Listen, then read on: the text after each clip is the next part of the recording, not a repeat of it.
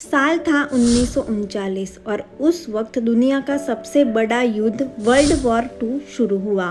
और इस युद्ध में दो अलग अलग साइड में कंट्री बटी हुई थी, जहां एक तरफ अमेरिका, ब्रिटेन, सोवियत यूनियन जैसे देश खड़े थे जिसको नाम मिला था अलाइज, और दूसरी तरफ जर्मनी, इटली, जापान जैसे देश खड़े थे जिसको नाम मिला था एक्सिस। जापान एक्सिस की तरफ था और एशिया में अपनी ताकत बढ़ाना चाहता था। तो आज के इस वीडियो में वर्ल्ड वॉर टू में जापान के दो शहरों में हुए परमाणु हमले के बारे में विस्तार में बात करेंगे। इस वर्ल्ड वॉर टू में जापान ने चीन और एशिया के कई देशों पर हमला करना शुरू किया। उसका लक्ष्य था पूरे एशिया पर कब्जा करना। इससे दूसरे देशों को खतरा महसूस हुआ। दिन था 7 दिसंबर 1941। जापान ने अमेरिका के नौसेना बस पर्ल हार्बर पर अचानक हमला कर दिया। हजारों अमेरिकी सैनिक मारे गए। यही वो घटना थी जिससे अमेरिका सीधे युद्ध में कूद गया। इसके बाद अमेरिका और जापान के बीच प्रशांत महासागर में जबरदस्त युद्ध शुरू हुआ। कई बड़ी लड़ाइयाँ जैसे कि battle of Midway, battle of Okinawa, इन दोनों लड़ाइयों में दोनों तरफ बहुत भारी नुकसान हुआ, जिसमें ओकिनावा की लड़ाई सबसे खतरनाक थी। साल 1945 में हुई ये लड़ाई बहुत खून खराबे वाली थी। लाखों लोग मारे गए, जैसे कि सैनिक और आम लोग। जापानी सैनिक आत्मसमर्पण करने की बजाय मरना पसंद करते थे।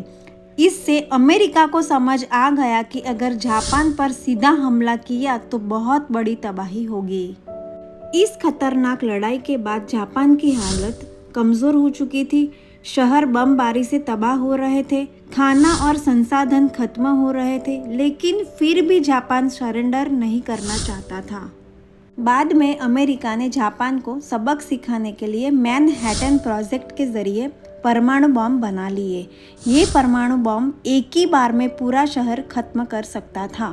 तो अब अमेरिका के पास जापान को सरेंडर करवाने के लिए परमाणु बम के अलावा कोई रास्ता नहीं था। तो यहीं से फैसला लिया गया कि जापान पर परमाणु बम गिराया जाए, जिससे वो मजबूर होकर हार मान ले। इसके लिए अमेरिका ने परमाणु बम के लिए हिरोशिमा और नागासाकी जैसे दो बड़े शहरों को सिलेक्ट किया। यह शहरों को सिलेक्ट भी सोच समझकर किया गया था। इसके पीछे कई खास कारण थे, जैसे कि हिरोशिमा एक बड़ा सैन्य मुख्यालय था और वहाँ जापानी सेना के बहुत से सैनिक और हथियार मौजूद थे। और नागासाकी भी एक बड़ा औद्योगिक शहर था, जहां जहाज और हथियार बनाने के कारखाने मौजूद थे। इसीलिए दोनों शहरों को परमाणु बम के लिए सिलेक्ट किए गए थे। दिन था 6 अगस्त 1945, जब हिरोशिमा पर एटॉमिक बम्बिंग हुआ। एक तेज चमक हुई, जैसे सूरज जमीन पर आ गया हो। तापमान हजारों डिग्री तक पहुंच गया। लोग वही खड़े खड़े जल गए। कई लोगों की सिर्फ परछाई दीवार पर रह गई। पूरा शहर कुछ सेकंड में बर्बाद हो गया। इस ब्लास्ट के बाद हर जगह आग लग गई। तेज हवाओं ने इसे आग के तूफान में बदल दिया। लोग भाग नहीं पाए, जिंदा जल गए। इसके बाद फिर 9 अगस्त 1945 के दिन नागासाकी शहर पर एटॉमिक बम ब्लास्ट हुआ, जिससे बहुत बड़ी भयानक रेडिएशन निकली। अब इस बम ब्लास्ट के बाद इस शहरों में जो लोग बचे थे वो कुछ दिनों के बाद बीमार होने लगे।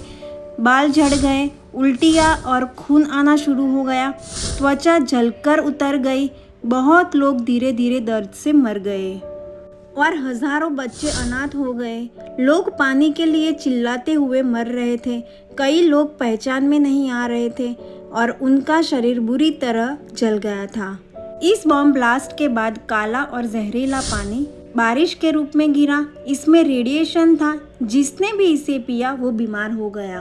उसी वक्त दोनों शहरों में कोई अस्पताल बचा नहीं था, क्योंकि डॉक्टर और अस्पताल खुद ही नष्ट हो गए थे। इलाज करने वाला कोई नहीं था। घायल लोग सड़क पर तड़प रहे थे। इस परमाणु बम ब्लास्ट की असर कई सालों तक देखने को मिली। कई साल बाद लाखों को कैंसर हुआ। बच्चों में जन्म से ही जेनेटिक प्रॉब्लम देखने को मिली और इन दोनों शहरों के लोगों का दर्द जिंदगी भर खत्म नहीं हुआ। तो इस परमाणु हमले के बाद हिरोशिमा में कुल 1,40,000 लोग मारे गए थे और नागासाकी में 17,000 से ज्यादा लोग मारे गए की खबर मिली है और इसमें ज्यादातर आम नागरिक थे।